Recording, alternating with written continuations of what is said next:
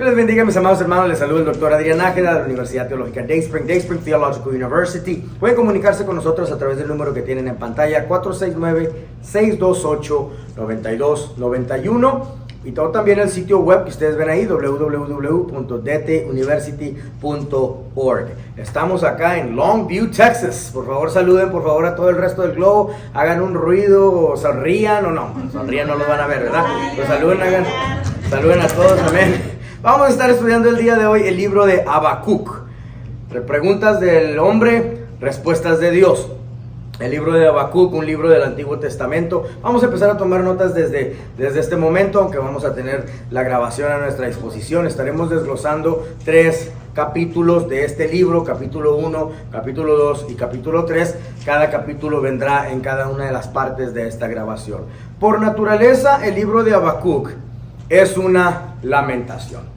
Esto se encuentra en tu libro, 99.9% de lo que voy a estar diciendo se encuentra en tu libro de texto. Tu libro de texto está muy completo, así que cuando lo leas te vas a dar cuenta que lo que hablamos en la clase es poco comparado a lo que vas a aprender cuando leas tu libro de texto. Muy bien, la profecía que Habacuc vio es lo que dice Habacuc capítulo 1, versículo 1. ¿Todos en sus Biblias? Amén. ¿Sí? Bueno, la profecía que vio el profeta Habacuc realmente se está repitiendo 2 veces. O sea, dice la profecía que vio el profeta Habacuc. Realmente debería decir ahí, anótalo por favor, el oráculo. En la Biblia de inglés, do you have your English Bible by any chance? Or you're looking at it? What's the word that it says in verse 1?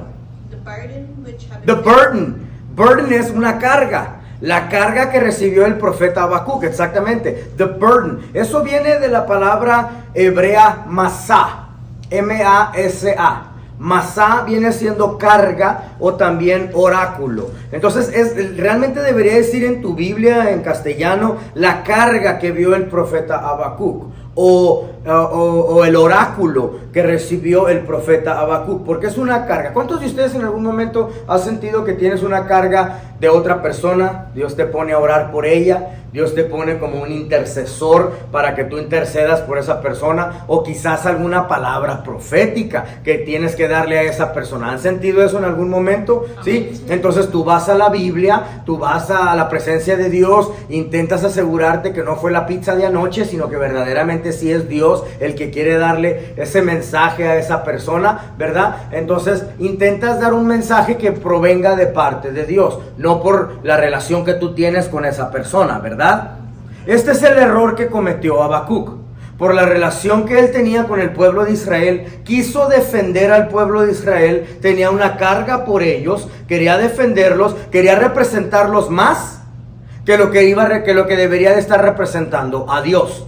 Entonces es una carga que él viene ante Dios. Y te digo esto, la lamentación es una acusación o una queja en contra de Dios. Muy parecido a las lamentaciones que encontramos en los Salmos. Porque en los Salmos tenemos, por ejemplo, múltiples lamentaciones, ¿verdad? Bueno, en los Salmos es compuesto de 7 diferentes tipos de géneros literarios. Pero uno de esos géneros literarios de los Salmos, o también en general de la Biblia, es la lamentación. En una lamentación tú vas de tu mejor relación que tenías con Dios a la peor relación que puedes tener con Dios. Tu lamentación es ese momento emocionalmente más bajo. Todo lo opuesto a lo que viene siendo un salmo o un himno. Te doy un ejemplo. Salmo 22, versículos 1 y 2 es un ejemplo de una lamentación. Dios mío, ¿por qué me has desamparado? ¿Por qué me has abandonado? ¿Por qué estás lejos de mí, de mi salvación y de las palabras de mí? La palabra muy clave, de mi clamor, ¿verdad? Dios mío, clamo de día y no me respondes, y clamo de noche y no hay para mí reposo. Está lleno de lamentaciones a Salmos capítulo 22, versículo 1 y 2. Y así es como podemos empezar a identificar cómo es una invocación, una súplica pidiéndole a Dios, o también teniendo una queja en contra de él. Se dice que Habacuc, miren mi puño por favor, se dice que Habacuc es el único profeta que se ha atrevido a cerrar su puño y menearlo en contra del cielo. Vea, palabras muy agresivas. ¿Quién se atrevería a hacer tal cosa? ¿Verdad? Ahora, Habacuc en sí, su nombre se traduce a abrasador.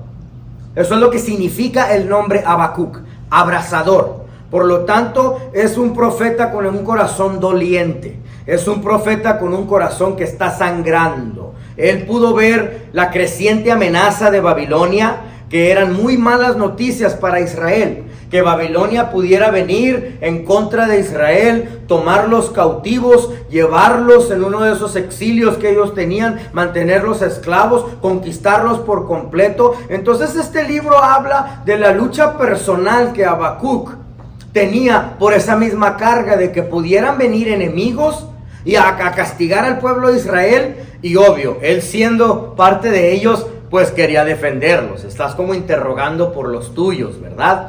Su travesía personal, pero también al mismo tiempo, ese dilema interno que él tenía, es tratar de creer en Dios, que Dios es bueno, a pesar de tanta maldad y tragedias en el mundo que tú puedas ver. ¿Cuántos de ustedes han tenido alguna queja en algún momento de tu vida o alguna duda donde le dices a Dios, el malo está ganando? ¿Cuándo vas a hacer algo de este mundo? Tuve este trato, hice este negocio, o me metí en este ministerio, o me metí en esta oportunidad, pero salí derrotado. ¿Cuántos de ustedes han tenido alguna queja así de la maldad en el mundo, demandándole a que Dios haga algo? Eso es lo que Habacuc tiene en esta relación con Dios. Este es el trato del cual habla el libro de Habacuc, los 3 capítulos. ¿Sí? Solo para darte un poquito de historia, no que necesitamos saber cuándo sucedió, pero bueno, te voy a contar el chisme. Habacuc vivió en las últimas décadas del reino del sur de Israel. Que el sur de Israel viene siendo Judá o Judea. Es irrelevante a cuáles de las tribus estaba defendiendo, porque estaba defendiendo a Israel en general, ¿verdad? Era una época de injusticia, una época de idolatría, una época donde él le expresa su queja en los versículos 1 al 4.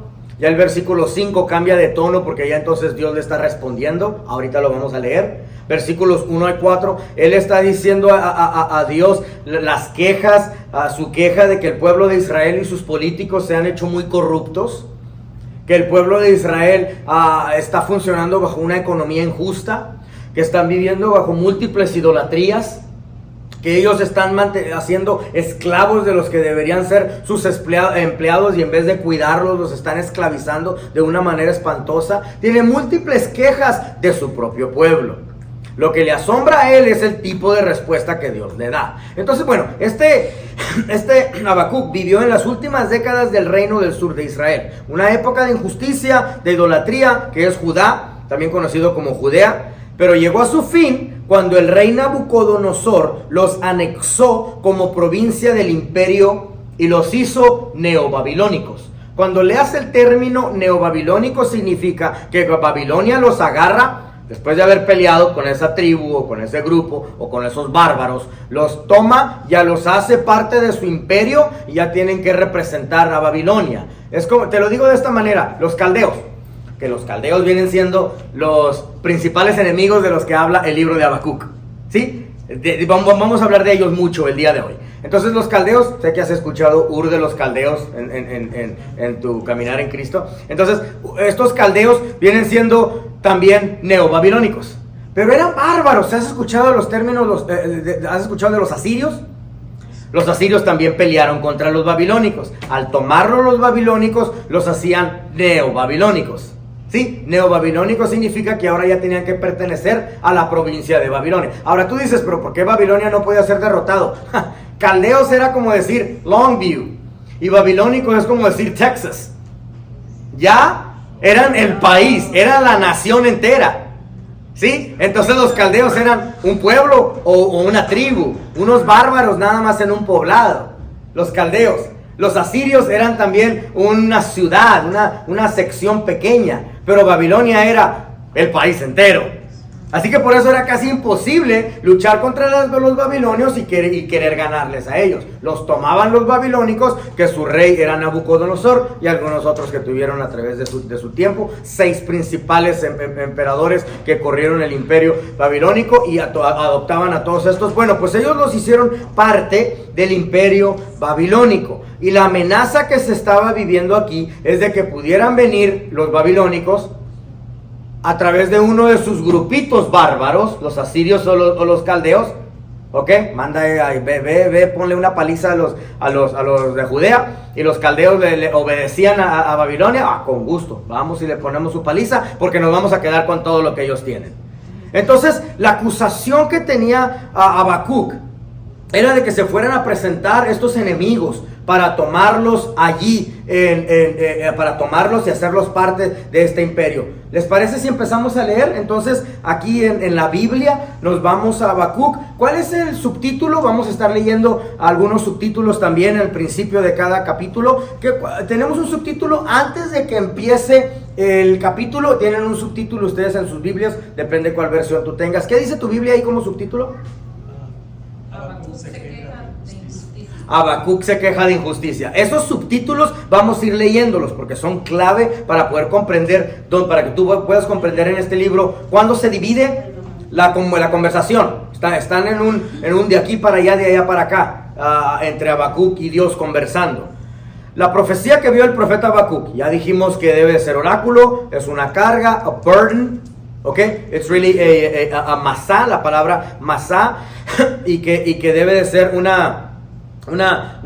debe decir carga ahí y no profecía, y así vamos a ir corrigiendo cuantos sinónimos que pusieron ahí, que podemos utilizar otra palabra para poder comprender mejor el texto. La profecía que vio el profeta Habacuc: ¿hasta cuándo, oh Jehová, clamaré y no me oirás? Y daré voces a ti a causa de la violencia, y no salvarás. En el original hebreo dice lo siguiente, y tú vas a hacer una expresión facial cuando la escuches. Vas a hacerle así como, ¿cómo se atreve? En el original hebreo dice que, lo estuve leyendo, lo estuve comparando aquí para poder preparar.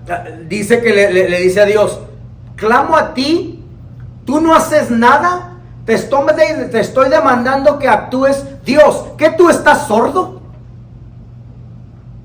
¿Quién se atrevería a hablarle a Dios con esas palabras? Bueno, si se hubieran atrevido a ponerlo aquí, ¿ok? La Asamblea Ecuménica, cuando pusieron nuestra Biblia, pues también tú te chiflas y vas a pensar que es apropiado también quejarte de Dios de esa manera, y quizás por eso no lo pusieron, ¿verdad? Porque van a decir, bueno, el latino de por sí es quejón, y luego de por sí le gusta agarrarse de la Biblia y decir es bíblico, le puedo hablar a Dios de esa manera, y no. Entonces lo hicieron estético, le metieron un poquito de cosmética para asegurarse que no decían lo que realmente el idioma hebreo es, pero sí es un idioma muy rústico, y por eso es en el original la manera como le está diciendo a Dios: tú estás sordo, Dios, no me escuchas, ¿qué no puedes ver? Mira a estos desalmados, el malo está ganando, estos corruptos, tú no haces nada, ¿qué estás tú sordo?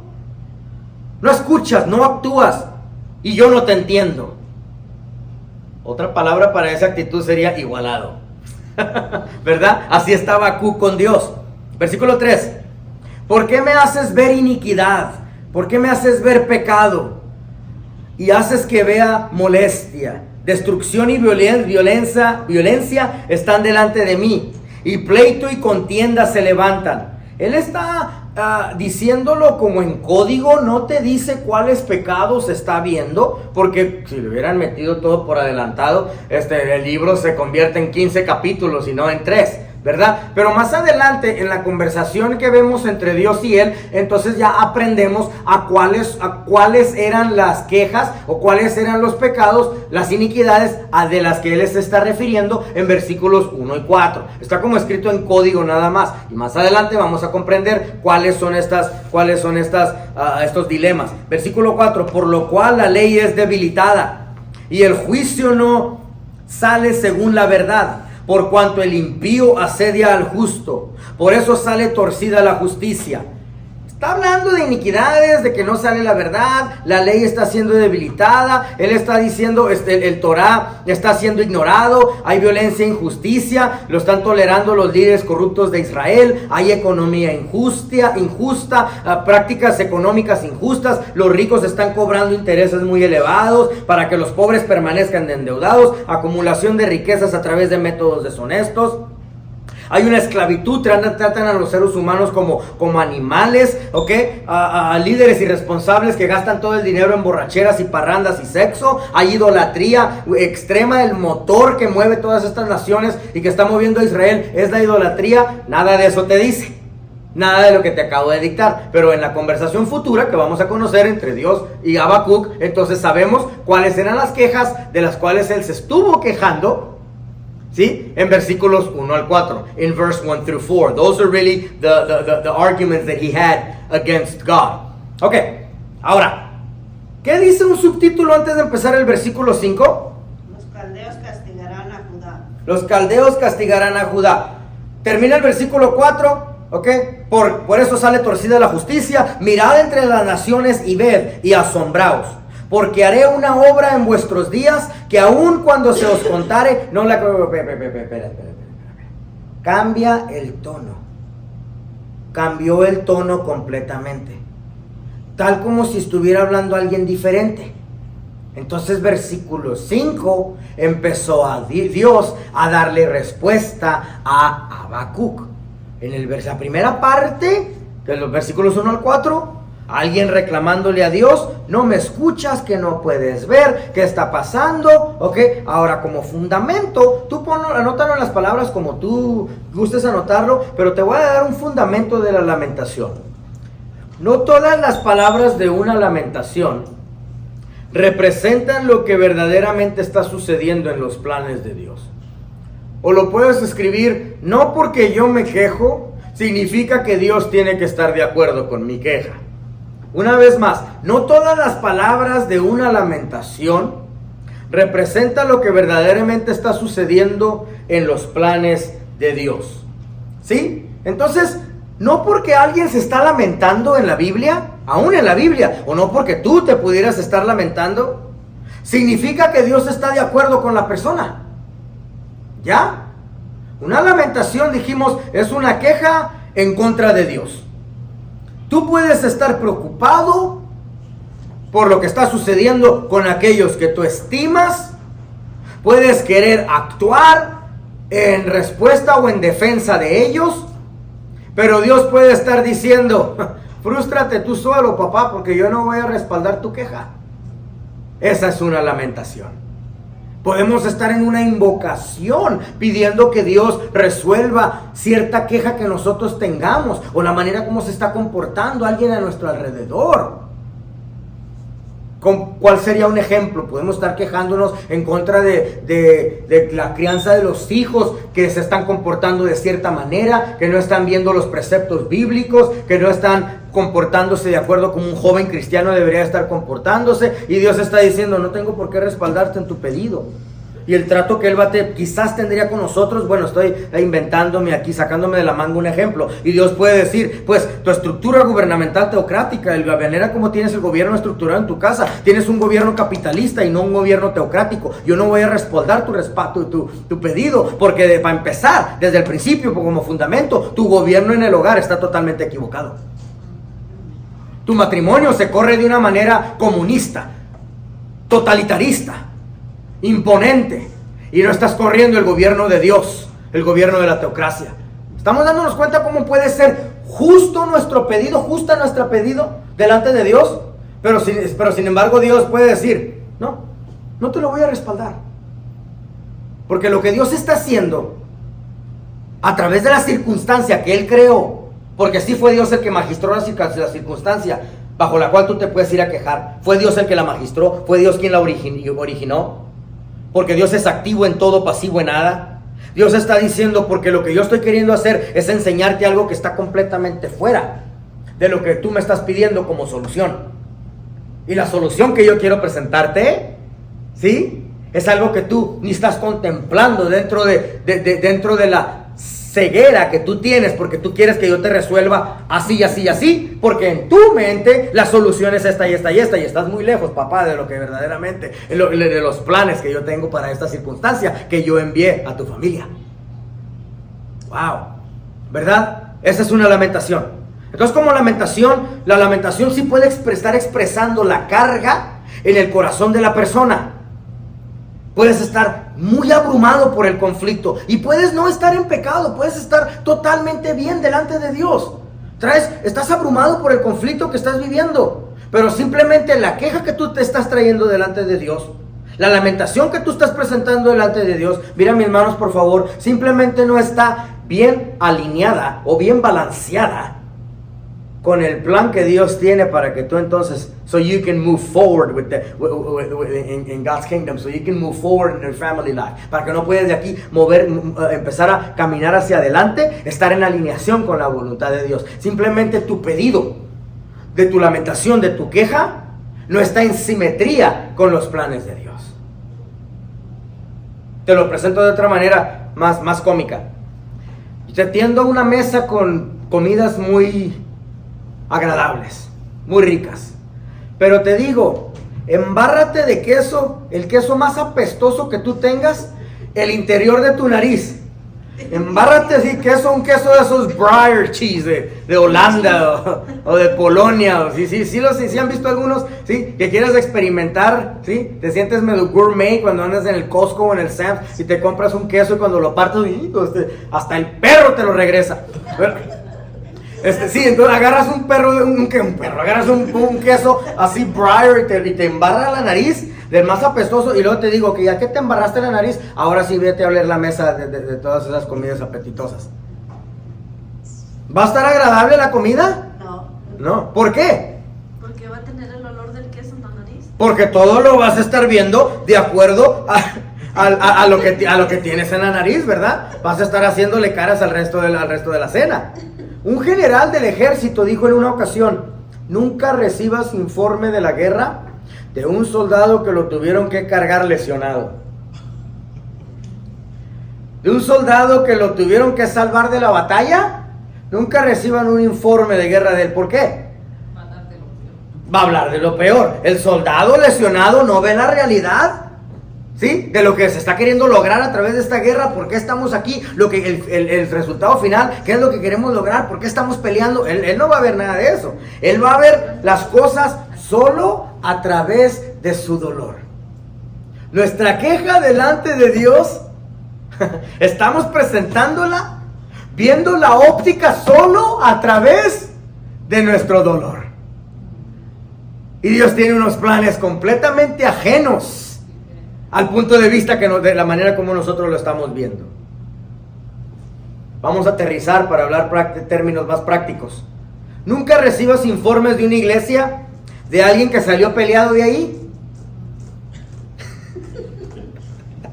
¿verdad? Nunca recibas información sobre alguna área ministerial. Te estamos preparando aquí académicamente, pero Dios te va a mandar a hospitales, centros de rehabilitación, las iglesias, misioneros. Dios te va a hacer evangelista, la docencia, la enseñanza, pastoral, donde Dios te coloque. Pero nunca recibas información sobre algún área ministerial de alguien que fracasó allí o de alguien que se rindió. Entonces, como fundamento, la lamentación incluye datos muy convincentes. Sí es la lamentación, convicciones fuertes de la persona. Reales, sí, pero no las verdades de Dios. Habacuc trae una queja justa desde el punto de vista de aquellos que él está queriendo defender. Habacuc trae una queja justa, sí, desde el punto de vista, lo voy a decir de esta manera más grosera, desde el punto de vista que le conviene. Y traemos a Dios quejas desde el punto de vista que nos conviene. Ahora, como fundamento también, anota por favor esta parte. La profecía de Habacuc no fue con hombre. ¿Te fijas que todo el momento que estaba hablando de la relación de Habacuc es directamente con Dios? Él no acusa a Israel directamente. Se dirige a Dios con su lucha. ¿Es Dios bueno cuando hay tanta maldad en el mundo? Su lamentación se dirige totalmente a Dios. Dirige toda su atención a Dios sobre las injusticias que Él está observando. Entonces te digo esto ya de una vez. Profecía no es andar tirándole, soltándole palabras a los demás. No siempre es andar soltándole palabras a los demás. Profecía es ese momento muy íntimo en que Dios, a través de la circunstancia, te está corrigiendo a ti. Amén. Amén. ¿Sí? Versículo 5. Versículo 5. A Habacuc le responde Dios: mirad entre las naciones y ved, asombraos. Por favor, anota en tu Biblia ahí, por favor, en versículo 5, pon ahí la palabra sarcasmo. Sarcasm. God responds to Habakkuk in a really sarcastic way. Dios le responde a Habacuc de una manera muy sarcástica, así como una burla, ¿sí? Así como un tipo de burla. Mirad entre las naciones y ved. Y es más, ¿sabes qué? Vas a quedar asombrado de lo que estoy haciendo, Habacuc. Haré una obra en vuestros días que aun cuando se te contare, cuando sepas del chisme, Habacuc, es más, ni la vas a creer. ¿Sí? ¿Que crees que no estoy haciendo algo? Mira, Habacuc, te lo explico. Dios mismo dice, como cuando nosotros, como viene el aguinaldo, ¿verdad? Ya te sientes ricachón, ¿ok? Así, Dios le dijo a Habacuc: oh my God, vas a quedar asombrado, vas a quedar admirado de lo que estoy haciendo, atónito vas a quedarte. Versículo 6. Porque he aquí yo levanto a los caldeos, nación cruel y presurosa, que camina por la anchura de la tierra para poseer las moradas ajenas. Versículo 7, mira cómo Dios, entre todo su sarcasmo, está presumiéndole a Habacuc los enemigos. Formidable es y terrible. Son bárbaros. Ese es mi plan, Habacuc. De ella misma procede su justicia y su dignidad. Son su propia ley, en otras palabras. Nada respetan. De toda autoridad se burlan. Oye, Habacuc, quizás has escuchado de estos de los caldeos, ¿ok? Mira la sonrisa después de que le dice las cosas. ¿Son conocidos por descabezar a sus enemigos? Ese es mi plan. ¿Cuelgan sus cabezas en estacas públicamente? Son el ISIS de esta era. Desalmados y a nada le temen. Me acabas de decir, Habacuc, que no estoy activo. Déjate lo demuestro. ¿No te gustan los jueces de Israel? No te preocupes, ya los caldeos los tengo preparados y van a llegar a matar a todos los jueces de Israel. ¿Te quejas de tu Congreso? No hay ningún problema. Cuando los caldeos acaben con tu Congreso, y le da una sonrisota, ya ni va a haber Congreso. ¿Sí? ¿No te cae bien tu presidente? No te preocupes, ya se va a morir. Wow. Espérate. Cuando te dije que nuestra nación estaba mal y que andaba en injusticia, no quise decir que aniquilaras a todo Israel.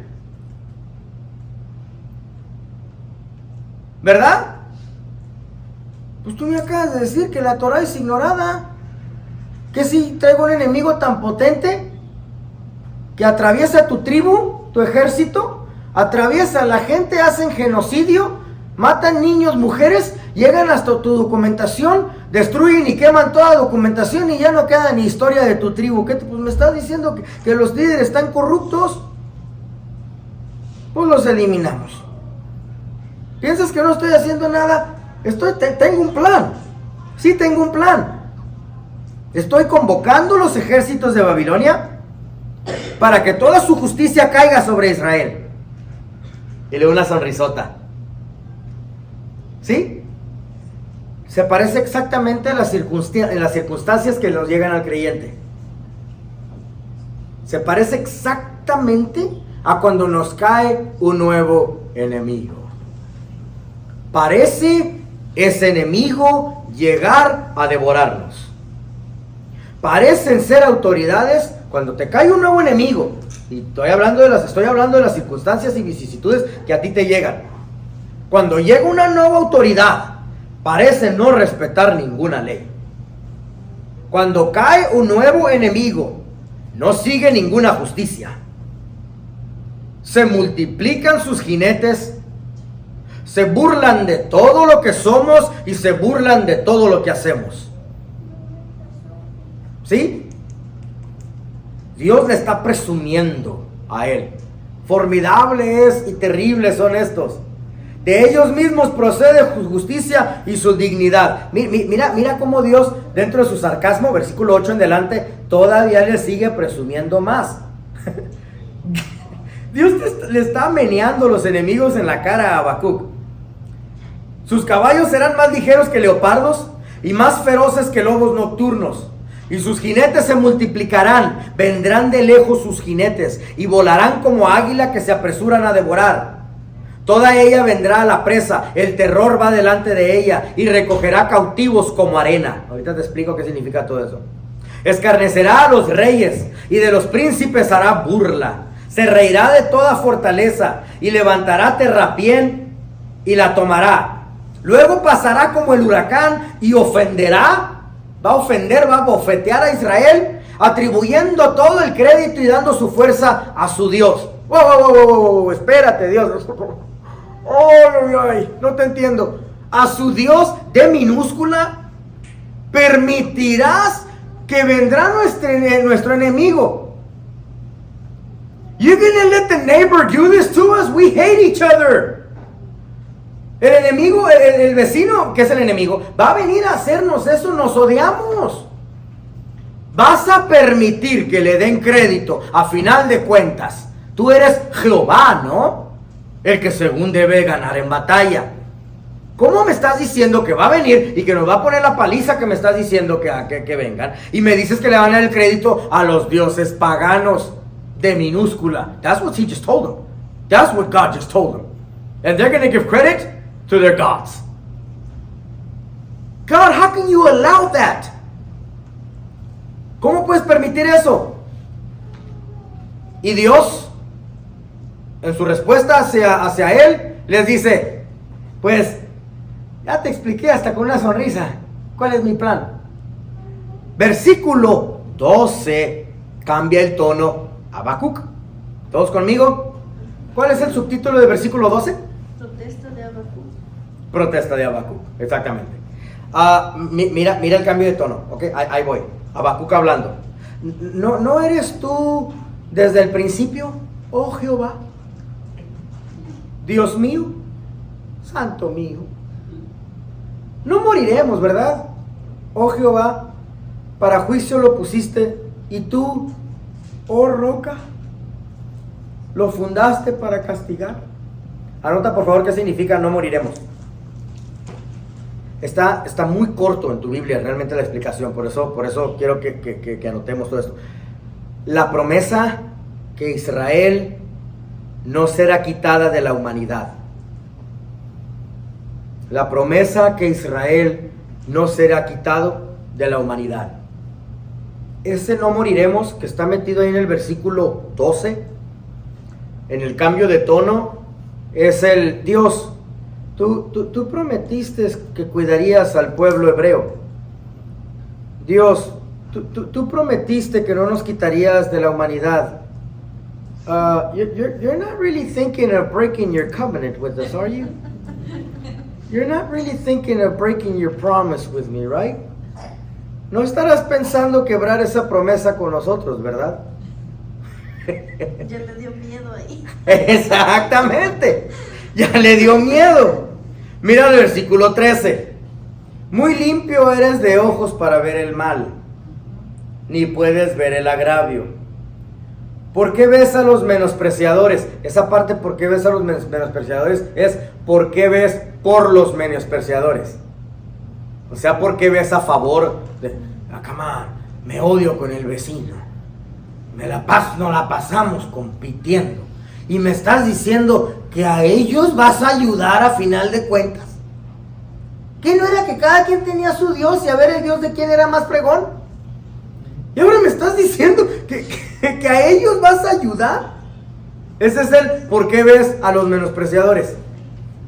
Y callas cuando destruye el impío al más justo. Dios, espera, no entiendo.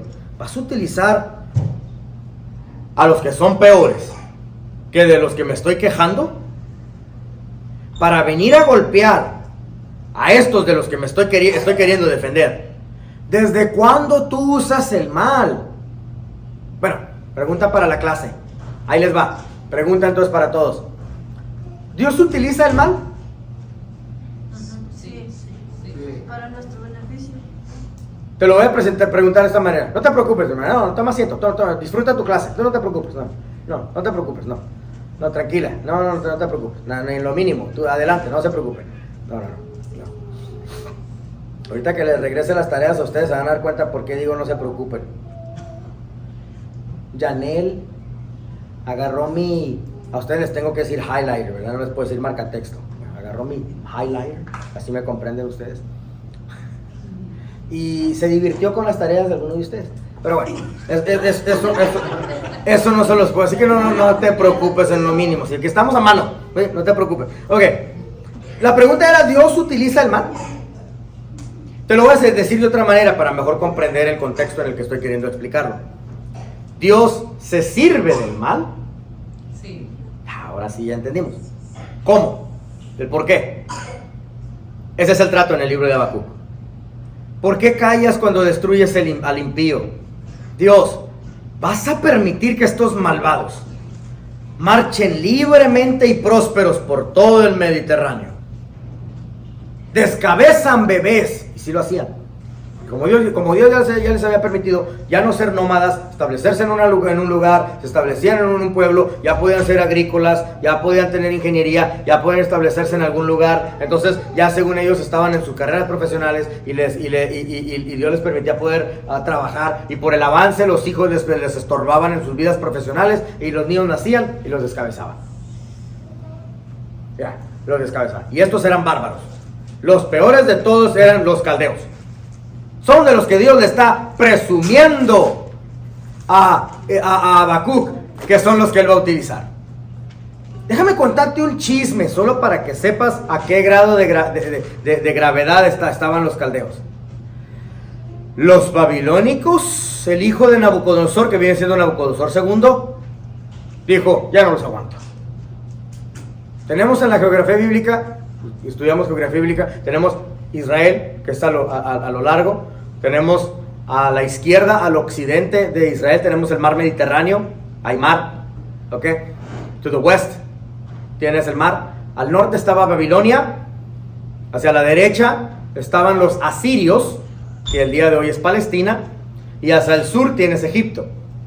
Cuando toman los asirios, los babilónicos los hacen neobabilónicos, los hacen parte del imperio babilónico.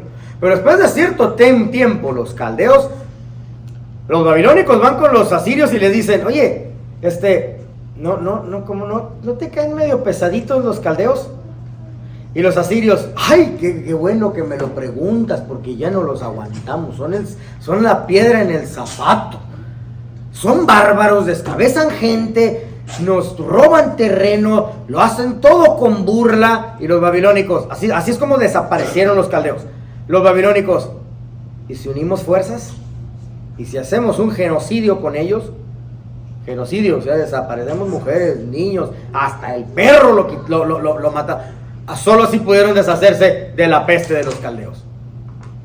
Dios lanzó lo peor, que los mismos babilónicos, en potencia con los asirios, los asirios quizás le dijeron a los babilónicos, con gusto te apoyamos a deshacernos de ellos.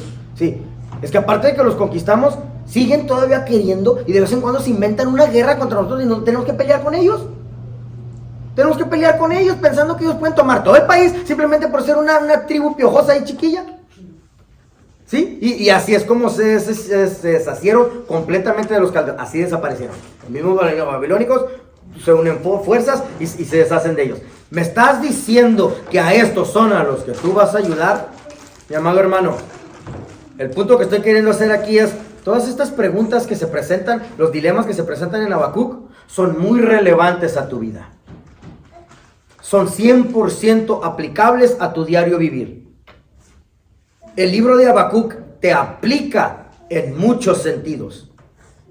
Te lo digo de esta manera.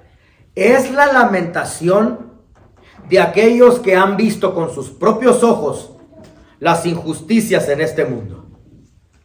¿Cuántos los hemos visto en las injusticias en este mundo? Muchas. El malo sale ganando. Se aprovecharon de mis fuerzas.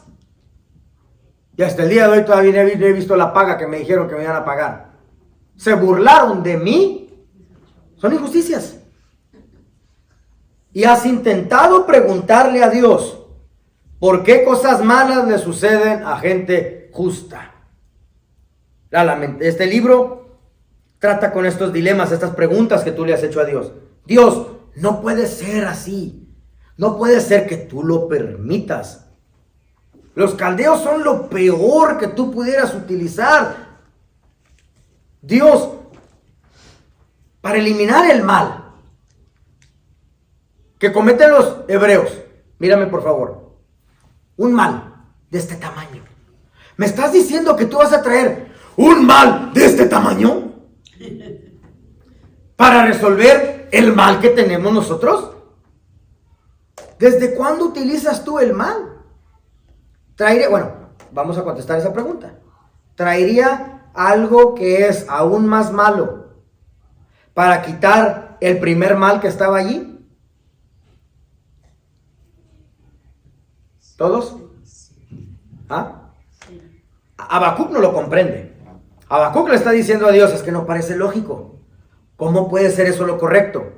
Mira, Dios, ellos han edificado su propio poder militar. Los caldeos tienen un Dios de su propio ejército. Tratan a los humanos como animales. Los atrapan como peces en una red. Vámonos para allá. Versículo 13 en adelante. Ya leímos el versículo 13. El 14 entonces. Y haces que sean los hombres como peces del mar, como reptiles que no tienen quien los gobierne. Sacará a todo con anzuelo. Este ya es entonces Habacuc protestando en contra de Dios sobre el comportamiento de cómo son los caldeos. Los recogerá con su red y los juntará en sus mallas, por lo cual se alegrará y se regocijará. Mira, le está diciendo, son burlescos de todo. Por esto hará sacrificios a su red y ofrecerá sahumerios a sus mallas, porque con ellas engordó su porción y engrasó su comida. Vaciará por eso su red y no tendrá piedad de aniquilar naciones continuamente. Dios, ellos tratan al ser humano como animales, los atrapan como peces en una red, devoran a las naciones y a todos los pueblos para construir su propio imperio. ¿Cómo puedes estar utilizando tú, un Dios santo, a esta nación corrupta como instrumentos de tu historia? ¿Sí? Te lo voy a preguntar de esta manera. ¿Cuántos de ustedes han pecado? Allá en Dallas cuando estuve, te voy a complicar todavía la situación ahorita más complicada, ¿ok? Te voy a hacer las preguntas todavía más. En Dallas les pregunto, muy valientes todos, les pregunté, ¿cuántos de ustedes han pecado? Levantan la mano, las dos manos. Muchas veces. Pero cuando les hice las preguntas, las siguientes preguntas que estoy por hacerte, ¿ok? Ya menos personas empezaron a levantar la mano. Ya cuando hice la última, ya todos estaban bien apaciguaditos. Ok, bueno, ahí te va. ¿Cuántos de ustedes han pecado? Ahí te va, hasta los pies se están levantando. Ok. ¿Cuántos de ustedes se han acostumbrado a ese pecadito? ¿Cuántos de ustedes por haberte acostumbrado al pecado, ese mismo pecado del que estamos hablando, tú sabes, no te hagas el desentendido, tú sabes perfectamente bien a lo que me estoy refiriendo, cada quien tiene su lucha, has repetido ese pecado otra vez? ¿Cuántos de ustedes te has acostumbrado tanto que dices, no, pues ya mejor le entro cada que se me presenta? Y lo sigues repitiendo otra vez. ¿Hasta cuándo? hasta que Dios provoca una catástrofe aún mayor. ¿Qué tan rápido te enderezas de ese pecadito escondido? ¿Ah? Rapidísimo corriges tu pecadito. ¿Sí? Hasta haces pactos con Dios de todo tipo. Promesas de 1000 maneras. Dios, cuando está la bronca gruesa y Dios vino a enderezar el pecadito escondido que el cual tú te estabas agasajando por allí. ¿Sí? Dios, quiero decirte, quiero platicar contigo. Es que si me salvas de esta, te prometo que nunca volveré a hacer aquello que estaba escondido. ¿Qué hizo Dios? Intervino en tu vida por misericordia, con el mal aún más grande. Te corrigió y te está dando nuevas instrucciones, porque ve en ti la gracia que Jesucristo puso en ti. Ve Jesucristo a través de ti, ¿sí? Y te puede dar nuevas instrucciones porque ve por su gracia. ¿Y qué hace a través de la circunstancia? Te da regalos. Ahora te da nuevos dones para Él confirmarte que hay propósito en ti y que deberías estar enfocado mejor en ese propósito en ti que los pecaditos escondidos que tú traes por ahí. Eso sería entonces, ya clasificaría como entonces una verdadera profecía a tu vida. La profecía no es andar soltándole palabras a los demás. Por eso una escuela de profecía no te puede entrenar a ser profeta. No se te puede entrenar a ser profeta. ¿Sí? Porque la profecía es realmente Dios teniendo un trato contigo mismo.